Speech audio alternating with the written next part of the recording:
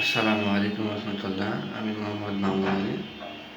আমি পেশায় একজন মেডিকেল প্রমোশন অফিসার।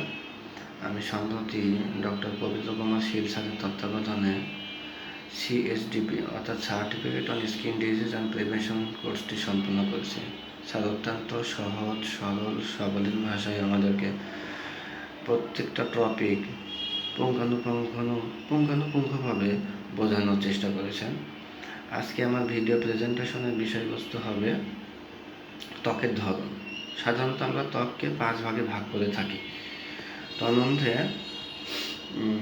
আমরা normal skin, dry skin, oily skin, combination skin এবং সেনসিটিভ স্কিন এই 5 ভাগে ভাগ করে থাকি। তার মধ্যে নর্মাল স্কিন সাধারণত না তেল বেশি না শুষ্ক বেশি এমন ধরনের হয়ে থাকে। ছিদ্রগুলো ছোট ও সমান হয়। সাধারণত মসৃণ ও উজ্জ্বল দেখায়। এই ত্বক নর্মাল ত্বকে সাধারণত মসৃণ ও উজ্জ্বল দেখায়।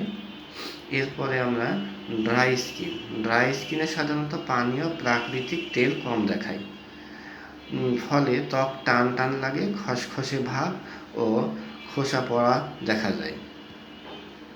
আর অয়েলি ত্বকে সাধারণত নাক, কপাল অর্থাৎ আমাদের যে মুখমণ্ডলের টি ভাগ যেটাকে বলা হয়, এই টি ভাগে নাক, কপাল ও থুতনিতে তেল বেশি দেখায়। ছিদ্র বড় ও সহজে ব্রণ হয়। আর কম্বিনেশন স্কিনের বৈশিষ্ট্য হচ্ছে সাধারণত মুখের কিছু অংশ নাক, কপাল, তৈলাক্ত, শুষ্ক বা স্বাভাবিক দেখায়। এরপরে সেনসিটিভ স্কিনের সহজেই লালচে ও জ্বালা বা চুলকানি দেখা যায়। অনেক সময় কসমেটিক বা সাবান ব্যবহার করলে অ্যালার্জি হয়। ত্বক আমাদের শরীরের প্রত্যেকটি অঙ্গই গুরুত্বপূর্ণ, তো তার মধ্যে ত্বকও একটি।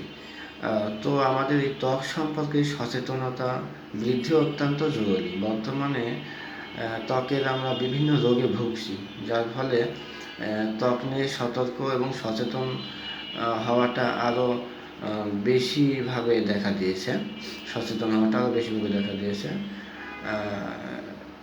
এ বাদেও আমরা যারা চিকিৎসার সাথে জড়িত আছি তাদেরকে আরও ভালোভাবে ত্বক সম্পর্কে জানা এবং সে অনুযায়ী ট্রিটমেন্ট দেওয়া। যেহেতু ত্বকের বিভিন্ন ধরন আছে, সেই ধরনের উপরে নির্ভর করে যদি আমরা চিকিৎসা দিই, সেক্ষেত্রে ফলপ্রসূ ট্রিটমেন্ট আমরা পেতে পারি। এ বাদে আমরা দেখা যাচ্ছে যে সঠিক ট্রিটমেন্ট বা সঠিক সেবাটা পাচ্ছি না। তাই ত্বক সম্পর্কে আমাদের সচেতনতা বৃদ্ধি অত্যন্ত জরুরি। ধন্যবাদ।